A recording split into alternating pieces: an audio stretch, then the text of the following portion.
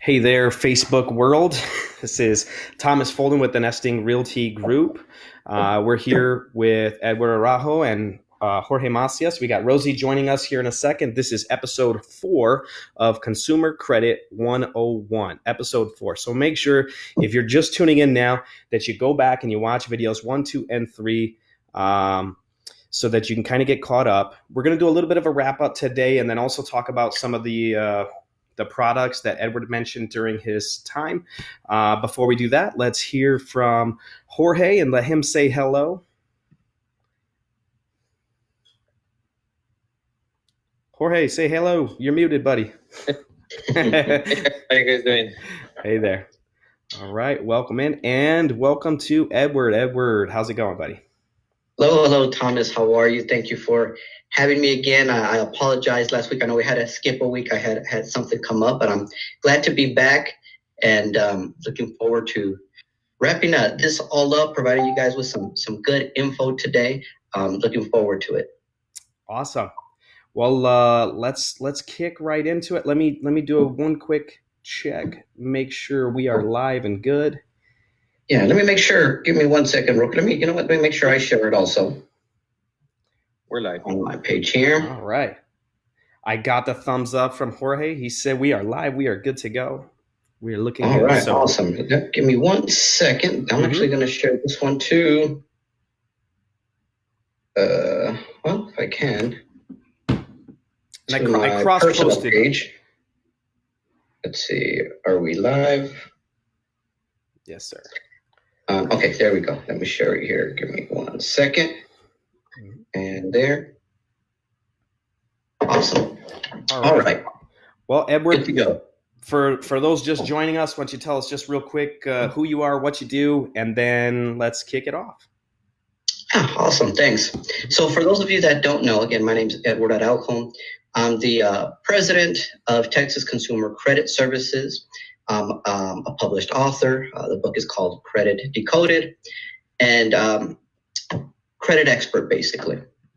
And just I want to say thank you again to Thomas and the Nesting Realty Group for having me on these last 4 times. This is really what I'm passionate about when it comes to credit, and I'm also an entrepreneur, and it's so important to get this information out there for people to learn these things. It's things that affect us every day, and I'm just honored to be on here and be able to provide this information to people and help them. So with that being said, I know in some of our earlier episodes, we kind of went over your credit score, the 5 parts to your credit score, and then we kind of broke that down a little bit more. And today I kind of just want to do a wrap up and touch on a little bit of those things. I'm going to talk about a couple specific things at the end, and then I'm also going to tell you guys how you can get kind of a whole packet that I put together, covering everything that we went over. It's going to include some specific, like my top violations and errors, like the top 10 to look for when it's on your credit report with debt collectors. My do-it-yourself credit repair kit that actually includes letters that my company actually uses that you can go in and modify on your own. We're going to provide you, again, I think we may have provided you before, but we're going to include my guaranteed approval boost guide in there. That's going to help you build your credit, explain to you exactly how to build it. And there's also going to be a video in there of me actually going through a credit report line by line and explaining what everything is and what to look for. So we'll be providing a link for that either at the end of here or maybe, I believe tomorrow morning, maybe, Thomas, where you can come back to the video, and in the comments, the link will be there. Okay. So one of the things I wanted to touch on, and I'm going to bring this up on my screen here. You can still see me okay, right, Thomas? Yes, I can see you. Oh, sorry, I was muted. Okay. Yes, we can see you fine, and if you share your screen, it should be able to pop up as well. All right, perfect. I'm just going to read off of this because this is, we work with some of the top attorneys in the U.S., and we work together with them in tandem with them when our clients have severe violations. Those attorneys can actually sue credit bureaus or collection agencies. So I won't show the document because, again, we just have to give a quick disclaimer that this isn't legal advice, tax advice. You should seek a legal professional for your specific case. But we just kind of want to go over some of the top general errors. So there's two main laws we look at when we're talking about credit and collections. When it comes to credit, it's the FCRA, called the Fair Credit Reporting Act. Okay, and that act includes things that the credit bureaus have to follow, and how information can be reported on your credit report. So one of the things, so number one, and I'm going to go through, there's actually 15 here. I'm just going to go through, I might not get through all of them because I just want to go through some of the top ones, is where the consumer has paid an account balance in full, but the credit report still shows that the consumer owes the creditor. Okay, so that can happen sometimes. If you happen to see that, and if you've got documentation and you send a dispute letter, and you get in touch with us, that's something that one of our attorney partners can actually sue someone on. Okay. Another big one is that the account is sold to a debt buyer or a different creditor, but it's still showing owed to the original creditor. So what does that mean? For example, you had a credit card with Capital One and they sold it to a collection company. Okay.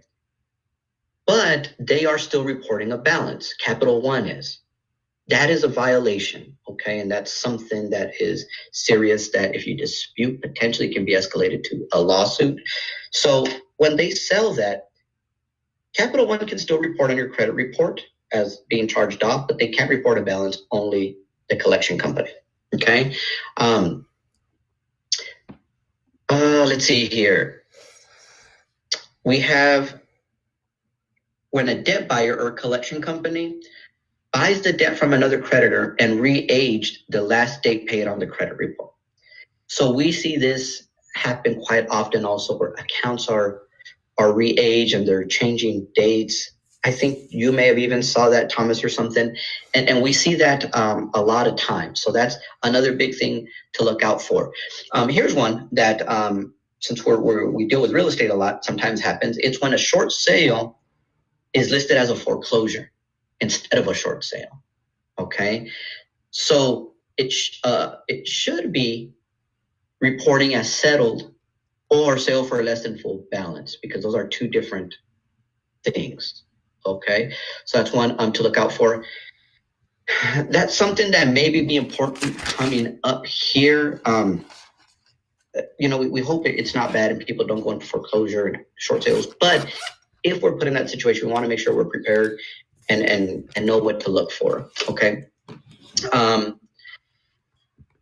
Okay. So this is another big one for my people that have gone through bankruptcy. So when a consumer goes through bankruptcy and that debt was included in the bankruptcy, but it's still showing an amount due on the credit report. Okay. So post bankruptcy, those accounts that were included in there must show a zero balance. Okay. So if you've gone through bankruptcy, obviously you want to start rebuilding it, but you want to check all those accounts to make sure that they're showing a zero balance. Okay. Let me see here. Another one of our top ones that we have.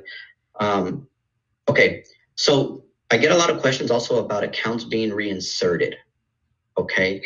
A lot of times this happens when you're just saying account's not yours, or being very vague and not disputing it off of a factual error or violation. But even so, if something is going to be reinserted on your credit report, you are supposed to be notified within 5 days of the reinsertion. In my experience, 99% of the time, they don't. Okay, so if they don't do that, that's something that you can escalate. Okay. Let's see what else. Those are okay. Identity theft. If you're a victim of identity theft, yeah. I'm sorry. Just kind of on that same topic that you were just talking about. So if an account is reinserted and they need to be notified. Now that's notified by who? Because some people have credit. Like they already have the credit protection or whatever, and they get notified by the credit protection that they're paying, as opposed to the actual company that reinserted it. Who is responsible for notifying you? Yeah, it's not the credit monitoring, right? They're just monitoring right. the report and seeing a change in there. But yeah, you have to be notified by the bureau or the creditor or the creditor. Okay. They have to notify you directly. Okay. And basically the bureau, because they're the one placing that information back on your report. The creditor is reporting that data to the bureau, and then the bureau, places that on your credit report. So, like, for example, I'm reading specifically from what the attorney was saying. It says one of the supporting documentation you need for a lawsuit for that is a statement from the consumer that they never received notification from the bureau. Okay. Right.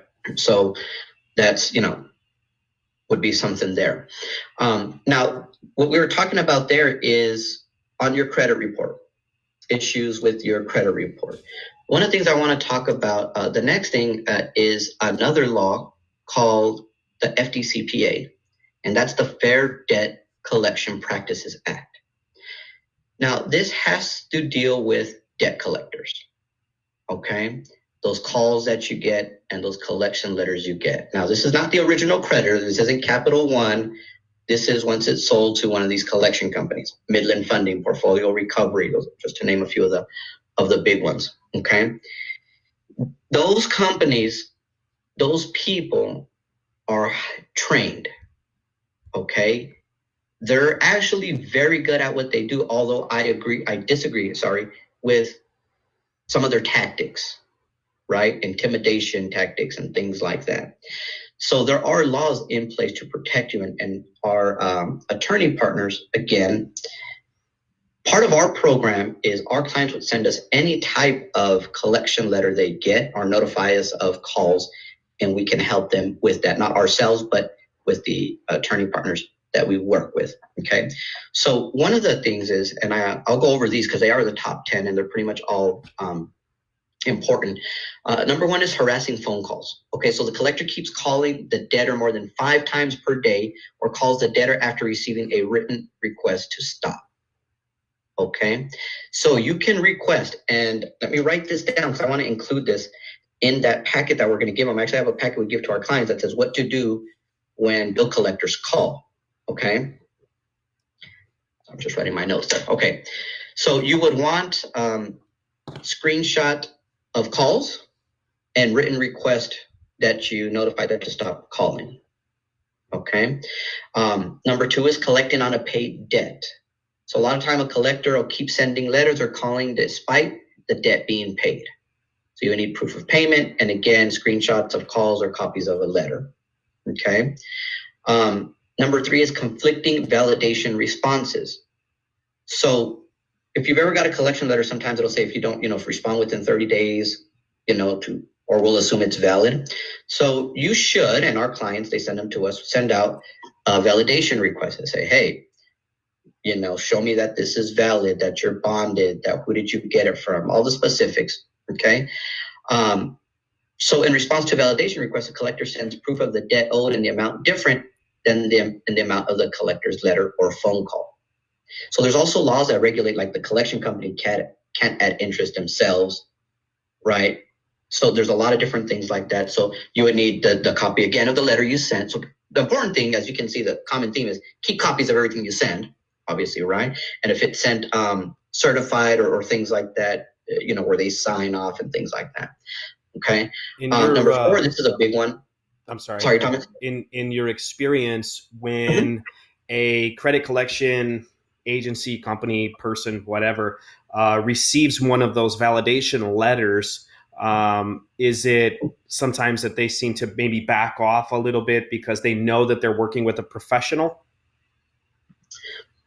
Not really, because nowadays that's really just kind of a necessary step you have to take. Honestly, with so much information nowadays, they get a lot of those. It's more so doing that so you can escalate.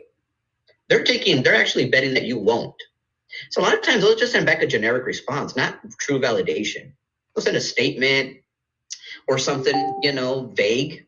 And then from there, that's when you can speak to attorney and say, hey, look, I provided this and they did it. Then escalate it. Honestly, they don't take it very seriously. They get so many, they're betting on that.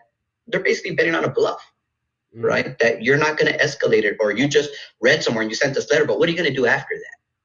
And that's where professional help comes in, right? That's where then, okay, we know they're basically going to do that, but it's a necessary step that we have to take to be able to escalate it if we have to pass it on to like one of the attorneys we work with. Okay. Voicemails. Okay. So the collector leaves a voicemail on a message machine. So there's specifics when it comes to voicemails. And there's a lot of different parts to it. So that's more on a case by case basis, but they'll like not mention that they're attempting to collect a debt. Okay. They have to mention that. Okay. So keep your voicemails. A lot of times a client will just send us all their voicemails and we send it over to attorneys. It never hurts, doesn't cost anything to review those. Okay, so you need the voicemail message. Calls before 8 a.m. or after 9 p.m. Okay, they can't call before 8 a.m. or after 9 p.m. Okay, so again, a phone bill or a screenshot of that would help. Okay. Collecting on debts after discharge and bankruptcy, that's kind of the same. So if you're still getting calls and it's on your credit report, you may have a case because the collector's calling you and because it's on your credit report. Okay. Now, calls during inconvenient times is number 7. Okay. And what that means is that the debt collector calls the debtor while at work or at inconvenient times after telling the collector that those times are inconvenient. So you have to tell them, right? So if you can record the call or even in writing, say, I work from 9 to 5. Okay. And it's really a lot about documentation, right? To be able to provide that. I work from 8 a.m. till 9 p.m. Yeah. So, we've had that. And again, it's on a case-by-case basis. And then those times get bombarded with like collection letters, right? So they're still going to try to contact you. They're going to try to do email stuff. But you can technically just remember anything that you ever say when repairing your credit or fighting a collector, be prepared if you were have to say it in front of a judge. Just be realistic about it, right? Like if you do work those hours, well, you can show your schedule. Or right. Then again, that's why this isn't legal advice when you consult an attorney. But like a realtor, you could literally say, "Oh, hey, I'm showing a home at this time," or whatever the case may be. Okay. But a lot of times these people will get like they work at an office and the receptionist is answering calls and calls and calls from a debt collector. Okay. Third-party disclosure. So the collector calls third parties about the debt, like family and friends. Okay. But they're not supposed to give any specifics. Okay. And we've had cases to where, well, tell your brother to call because he owes us $3,500 for whatever. You can't do that. Okay. Number 9 is one of my favorites, and it's collection letter violations. Okay.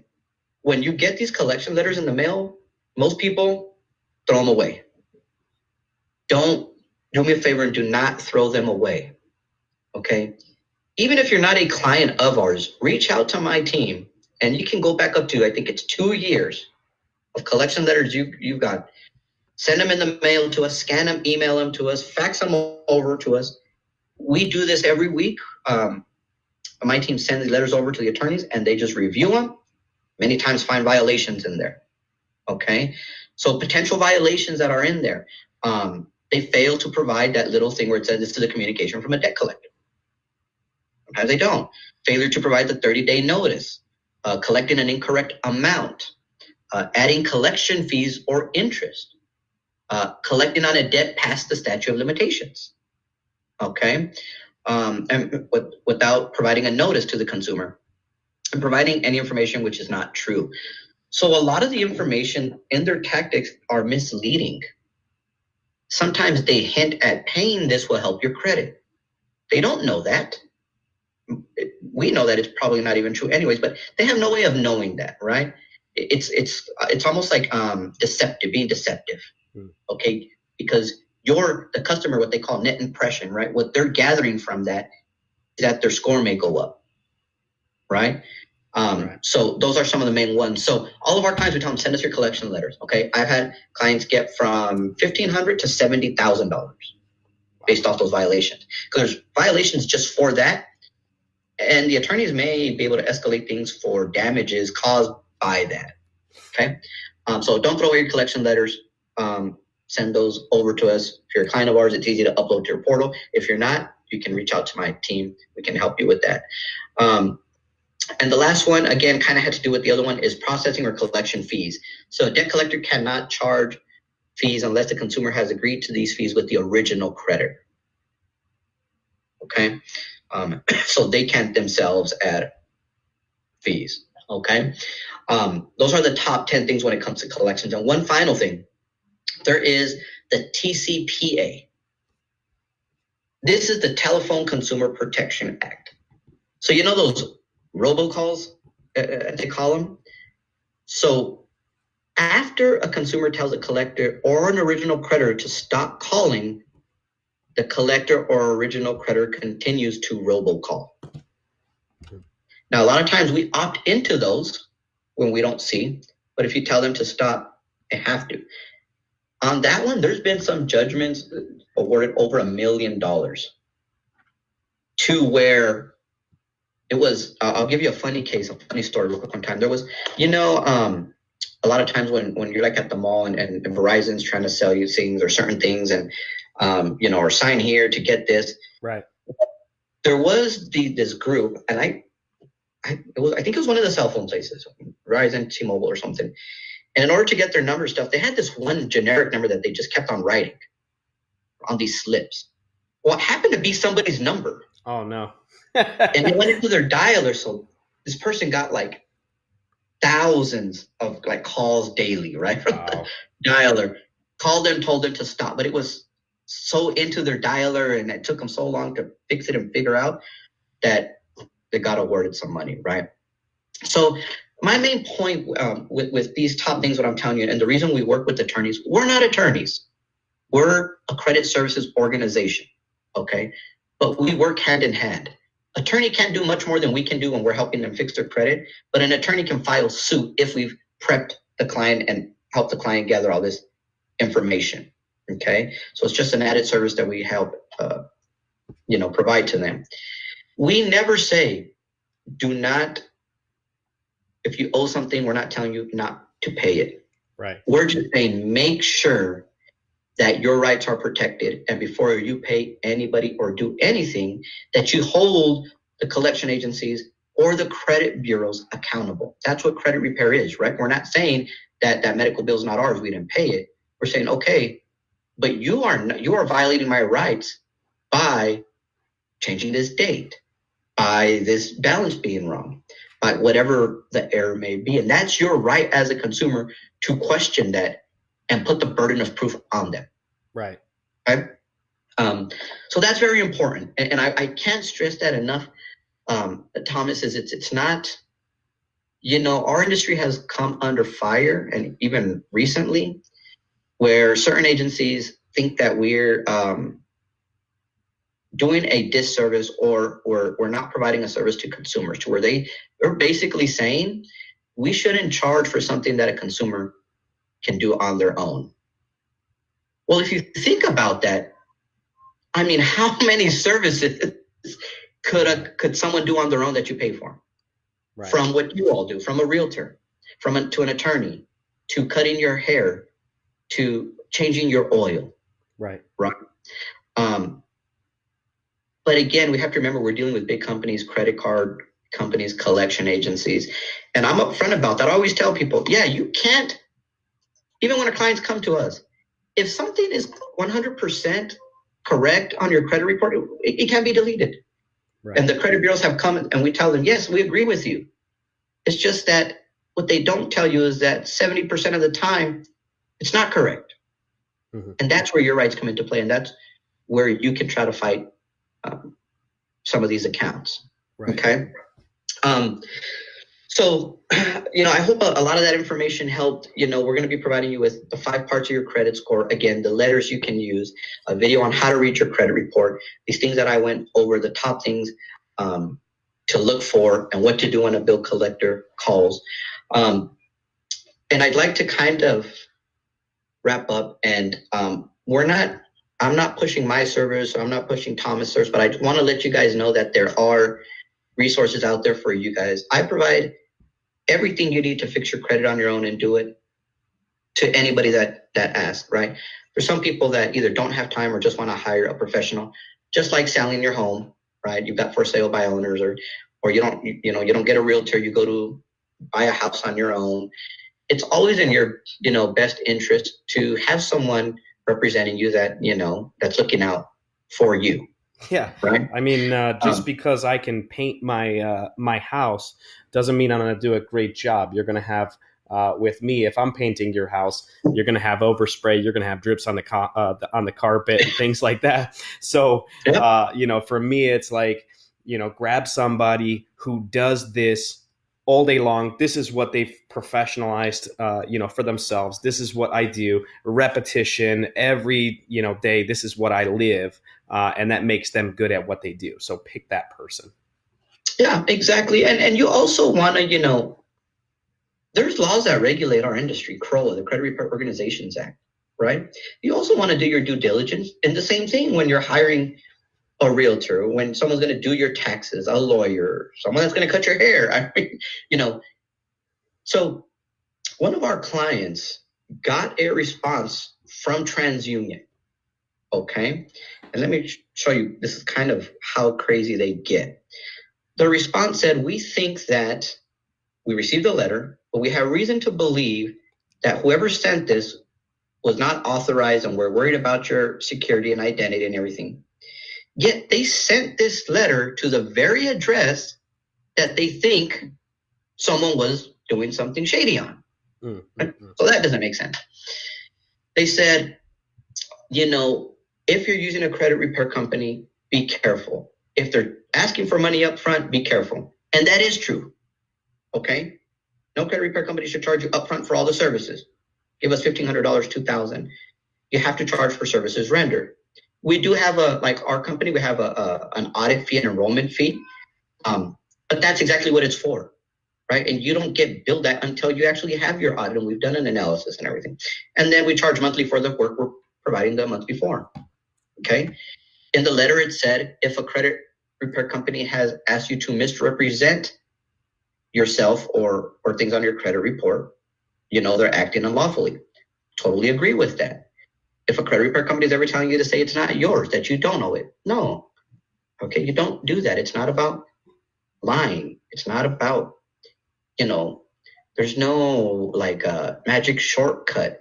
It's just knowing or hiring someone, dealing with someone that has an understanding of the system, of your rights, and how to enforce those. Okay. And then the interesting part was they were saying, and if you think this has happened, here's a link to file a complaint for a credit repair company with the Federal Trade Commission. Oh, funny. Right. So whenever we see something like that, we start sending out things to our clients proactively. Say, if you get this, this is what it means. Right. And again, they go on to tell you, go to our website and look on resources on how to do it on your own. So TransUnion telling you that our credit bureau is like a prosecutor telling you, no, don't get a defense attorney. Just deal with us directly. Like it doesn't make sense, right? So do your due diligence when we're not the only, I'm literally not even saying don't hire us. Just whoever you hire, you're dealing with, do your due diligence. Watch some of these videos that we've done here. Ask the right questions. And there's a lot of great people out there. I refer people out to states that we don't do business in. I believe we are one of the best. We do great work. We'd be happy to help you, but I'd also be glad to point you in the right direction. Just the same way we do with realtors. So if you're watching this, and if you've been watching these, and if you're looking to purchase a home, if you just thought you had credit issues or you don't know where to start, reach out to Thomas, reach out to Rosie, reach out to Jorge, reach out to the Nesting Realty Group. They're really the first point of contact. And then from there, they may send you with the lender. If you don't qualify, they can potentially refer you over to us. If you know your credit is just really, really bad, they can refer you over to us. We can have a consultation. If you want the information to do it on your own, we can do that. If you're looking for professional help, we can help you with that as well.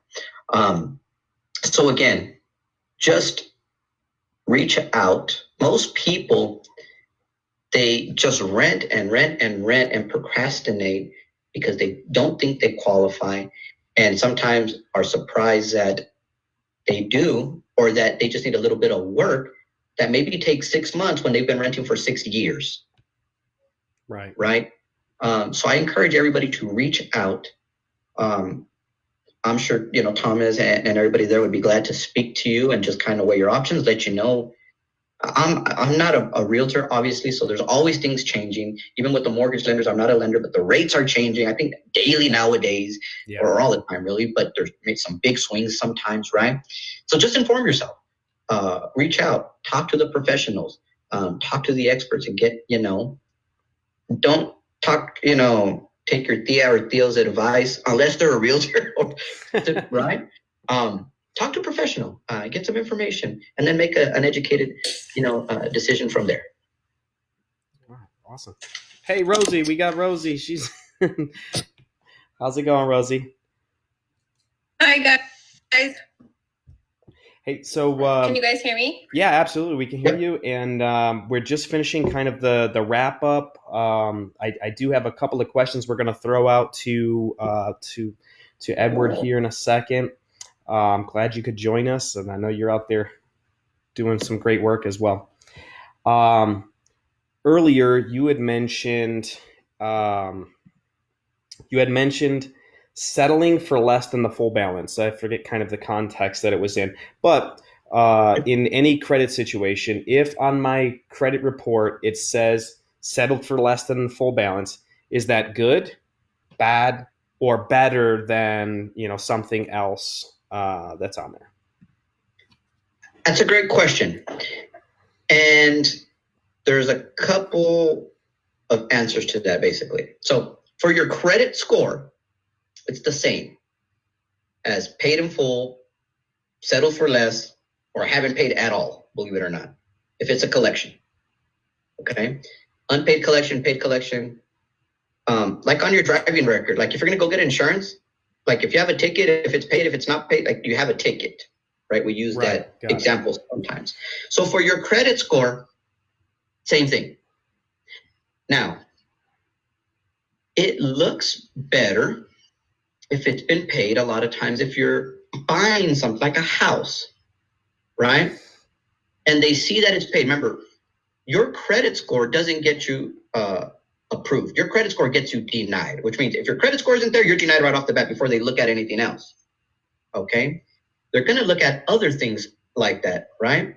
So I use the example like of a friend that's trying to buy like a Ferrari, 800 credit score. Still couldn't qualify because he couldn't afford it, right? The most expensive car is bought like $25,000 and things like that. So if you can pay it again, it's going to do a couple different things. The collector's going to stop coming after you, and it's going to look better maybe in a lending decision.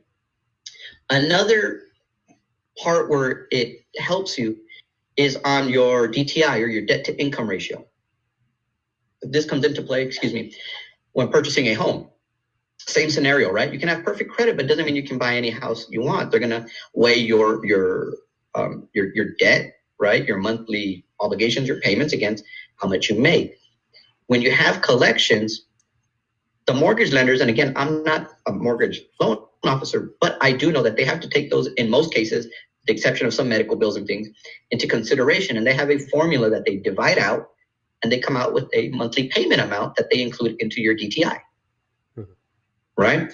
So for example, if whatever payment amount they come out to, let's say it's $100, that can throw you out of, let's say you can't go more than $1,200 on your mortgage payment. Right. Now, including that, you can only afford $1,100. Now you can't get that house that you wanted because the payment's going to be $1,200. Right. By paying that off, it can, drop your monthly bills and you can afford it. So that's where it can help, right? Got it. But for your credit score, it doesn't. Okay, same thing. Paid collection, unpaid collection, settled collection. Because your credit score works off of codes, right? And it's basically the same impact. Okay? Right. The only thing that would help it is once it falls off, or if you fight it and get it removed. Because then it's like you never had that. Paying it doesn't take away the fact that you were sent to collections. Got it. Right? It's like your friend finally paying you because you were bugging them.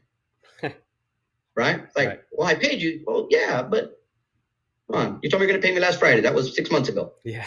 Right? Same concept. It gauging your risk. So yeah, that's what happens with those. Gotcha. Another one. Earlier, you had mentioned a debt collector cannot charge any fees or collect any fees unless agreed upon by the original debtor. Now, or a creditor, you know the words. But I agree to fees in the terms of service for an active account. Now, when it goes to a credit collection agency, that account is deactivated. Is there any difference between agreeing to fees for an active account and then now it's my account is deactivated and then it goes to a debt collector? Is there any difference in? Yeah. So remember, the FDCPA is fair debt collection, right? So debt collectors. So it has to be closed when it goes to a collector, right? It can't be open, right? It can't be with the collection company and you're still using your credit card. So yeah. So. And that's, again, where it's kind of like a case-by-case basis, right? You don't want to speak to an attorney on a specific case. But they're specifically talking about, like we've seen it, you owe and you got so Capital One charged off $1,600. And the collection company is charging you $1,750. And $150 of it is some fee that they put in. The collection company did. That's more like what they're talking about. Gotcha. Right? So that's why it's important to send those in. So they can be reviewed. Gotcha. Makes sense. But yeah, they're just trying to add fee, like their own fees is basically what it is. Right. Okay. Which they're buying the debt for pennies on the dollar. They're buying that $1,600 debt for $100. Right. But they're charging you, 17 something or whatever it may be. Right. Got it. Okay. Awesome. Well, that's all that I have as questions wise. Jorge, do you have any questions? See anything in the chat? No, we don't have any questions that came in through the chat as of right now. Okay, awesome. Rosie? I know that I came in late, so sorry about that, but I'm pretty sure that Edward gave you guys some awesome information today. And this was kind of our last episode, right, with Edward? Yes. Okay, cool. Well, we just want to thank you, Edward, for your time. We really appreciate you. We really appreciate the information that you gave, our audience. And did you guys also put in your link again for the free consultation? I didn't put the link for the free consultation. I'll put it here in the chat with us if you want. What I'm going to do, what I was telling Thomas, and I told some of the viewers a little earlier, is I'm finishing up. I didn't have it finished today because I'm actually recording a full video of me going through a full credit report. I just had to record it because I have to blur out some of the information. So I'm going to, by tomorrow morning, we're going to post in this video, in the comments, a link to a page where they can go download all of this information for free. So it's going to include like the top violations that I talked about today, the do-it-yourself kit that includes letters, that guaranteed approval boost guide, what to do when a bill collector calls, the cease and desist things that you can send to them. And it's going to include that video of how to go through a full credit report, what to look for, and that whole process. So we're going to have that available. If people want to check back, if it's a replay, it may already be available in the comments, or maybe we can probably even edit the post, Thomas, right, and even in the description, but we'll have it there available. So I just needed to get it all together. The thing that was taking a little longer was the recording. We got to do some editing on it, but we will have it available so we can provide all this information to everyone. Excuse me. Let me go ahead and let me just copy this link so I can go ahead and put the link in there for the free consultation. And again, I encourage everyone, if you have any questions about your credit report, that you just want a professional to review it with you, the consultation is 100% free, okay? You will need to pull a credit report. It's going to cost you $1. If you cancel within the 7 days, you even get your $1 back, okay? So it's not going to cost you anything. Now, if you want to go further and actually hire us, then obviously we can talk at that point. But regardless of what we do, we need to look at your credit report, because that's kind of how we're going to be able to diagnose your situation, right? There's so many things. Everyone's credit report is so different that we could sit here and talk for days and days about everything that can potentially be wrong. But the consultation is to review your specific situation. Okay.